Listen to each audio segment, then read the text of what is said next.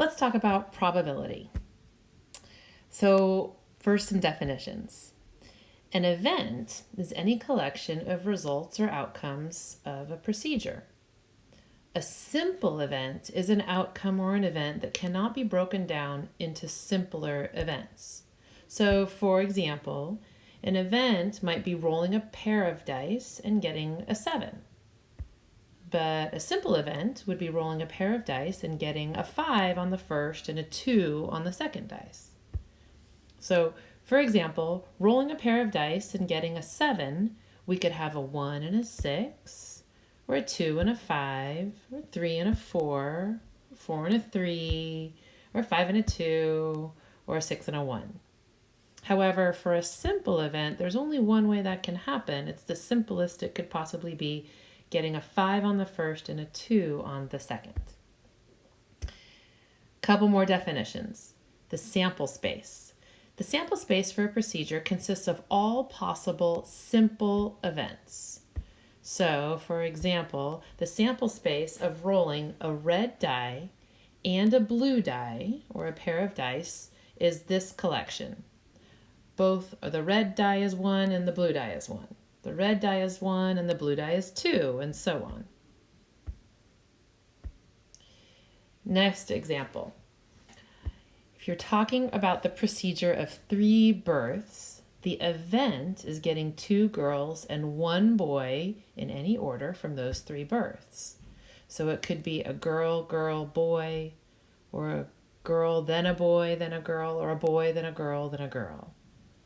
Each of these individually are the simple events, and together they make up the event.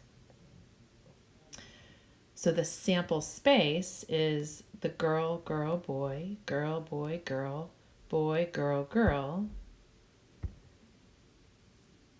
And if we include all of the possible births, we could have all girls, 1 girl and then 2 boys, a boy, then a girl, then a boy, and so on.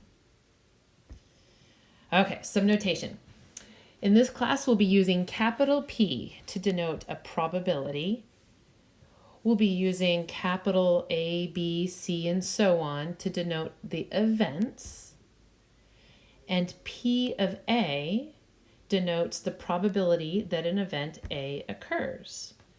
So, for example, if you let A be the event of rolling at least 1 3 on a pair of dice, finding P of A means to find the probability of rolling at least 1 3 on a pair of dice. Now, there are several approaches to finding probability. The first one is the classical approach to finding probability. And it requires that each simple event be equally likely to occur. So the probability of event A, you calculate by finding all the number of ways that event A can occur, dividing by the number of different simple events. So let's do an example. Let's say that A is the event of rolling at least 1 3 on 1 pair of die. And let's find the probability of A. So remember, P of A is the number of ways that event A can occur and dividing it by the number of different simple events. So let's calculate that. Okay, here's all of our possible ways of rolling a die. At least 1 3 on a pair of dice. 1 and 1, 1 and 2, 1 and 3, and so on. And let's find all of the ones that have 3s. 1 and 3 on the second dice, 2 and a 3 on the second die, 3 and 3, 4 and 3, 5 and 3, and 6 and 3. But we were also, so that's 6 possibilities. We were supposed to find the probability of rolling at least 1 3 with a pair of dice. So we could also have the first dice is 3. So the first dice is 3 and the second is 1. The first dice is 3 and the second dice is 2. And so on, until we get a total of 11 ways that you could have one of our dice be a 3. So the numerator, the number of ways that A can occur, will be 11. Now the number of total different simple events is counting up all of the possible ways you can roll 2 dice, and that's 36. So our probability, we can write one of 2 ways. You can write it as a fraction, 11 over 36, or you can write it as a decimal, 0.3056. Both are fine. Another way for finding probability is finding the relative frequency approach to a probability. And you have to collect data first to do this one. In this one, you calculate the probability by finding the number of times that A occurred and dividing it by the number of times the procedure was repeated. So, for example, if you were to find the probability that there will be an accident on a particular freeway curve, what you would do is you would stand at that curve and count how many accidents you witnessed and divide it by how many total cars you witnessed going by. Now, there's a problem with this, and that is you have to stand there for quite a while. If you stand there on that curve and a car drives by, doesn't make an accident, doesn't create an accident, that does not mean that the probability of an accident is 0 on that curve. You have to use what we call the law of large numbers. And that says that when finding a relative frequency approach to probability, as the procedure is repeated over and over and over, the relative frequency probability of an event tends to approach the actual probability.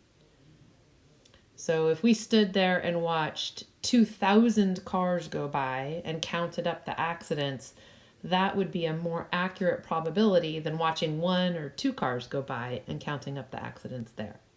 Or as another example, if we're rolling our dice, and again, we want to find out what's the probability of rolling a 3. If you roll 1 dice and you get a 2, and then you roll it again and you get a 1, that does not mean that the probability of rolling a 3 is 0. In fact, the more times you roll the dice and counting up all the 3s, the closer you'll get to rolling the actual probability of rolling a 3. One thing that's kind of neat, if you go to random.org, you can roll a dice, a virtual dice, and find the probability of rolling a 3 there. As a procedure is repeated over and over, the relative frequency probability tends to approach the actual probability. Okay, complementary events. A complementary event consists of all the outcomes in which an event A does not occur. And the notation that we use is A overline, which I'm going to call A bar. So for example, if we're looking at all of the ways in which we do not roll a 5 in a pair of dice, I've circled all of the ways that we can roll a 5 here in a pair of dice. All of the other possibilities would be the complement of that event, or A bar. Let's see. Your book goes back and forth. Sometimes they usually use A bar, but A prime is one, or tilde A are other ways of writing the complement of A. Okay. Next slide. There we go. Let's see. Given the sample data in the following table, how many responders were actually lies? This is a similar one to one of your homework questions. So if we have the following set of results for a polygraph test, we have positive results and negative results, and the participants did not lie and the participants actually lied. How many responders were actually, how many responses were actually lies? Well, it looks like we've listed the column to the far right to be the actual lies. So 42 lied with positive results and 9 lied with negative. So the actual lies would be 42 plus 9, or 51. If one of the responses is randomly selected, what is the probability that they actually lied? Well, that would be the number of actual lies, 51, divided by the number of responses. And if we add up 15 plus 42 plus 9 plus 32, we should get 98 total responses. So the probability that one of the responses was a lie was 51 lies over 98 total. And again, you can write your answer as a fraction, 51 over 98, or as a decimal, 0.5204. Okay, the last way of calculating probability is subjective way of calculating probability. This is something like, what is the probability that you will get stuck in an elevator? We don't have data on getting stuck in an elevator. So without past data about elevators getting stuck, we can't use the relative frequency approach to answer this question. If we try to use the classical approach, we must consider that there are only two possible outcomes. You either get stuck or you don't get stuck. But the probabilities of these two simple events are not equally likely, so we can't use the classical approach. So we can only make a subjective estimate of the probability. Since we can guess that the probability of getting stuck in an elevator is small, we can estimate the probability to be, say, 0.0001. Okay, a couple of definitions that are relevant to that. An event is unlikely when a probability is very small, such as less than 0.05. Think 5% chance that it's going to happen. An event is what we call unusual when it has an unusually high number of outcomes or an unusually low number of outcomes, an extreme event, an extreme result. So for a couple of examples, the probability of flipping a coin 1,000 times and getting exactly 500 heads is approximately 0.0252. That's about 2.52%. Very small. This would be considered unlikely, even though we do expect to get around 500 heads.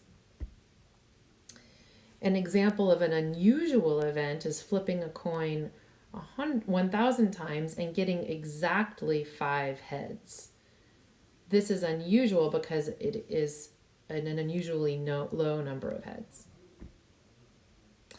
This leads us to what we call the rare event rule. Suppose you're given a coin and you assume it is a fair coin, meaning the heads or the tails have an equal side of coming up. And let's suppose that you flip that coin 1,000 times and get exactly 5 heads. The probability of getting only 5 heads is so small with a fair coin that we would have to change our original assumption and assume that our coin is not fair. To summarize, there are a couple of important principles that I want you to write down. For starters, a probability in an event is a fraction or a decimal between 0 and 1. The numbers of the probabilities can be equal to 0 and equal to 1. In fact, the probability of an impossible event is 0. Likewise, the probability of a certain event is 1. Think 100%. And if A is an event, then P of A bar denotes the probability that A did not occur. That means that P of A bar is equal to 1 minus P of A. So let's say the probability of an event happening is 25%. That means the probability of that event not happening is 1 minus 0.25 or 0.75, 75%.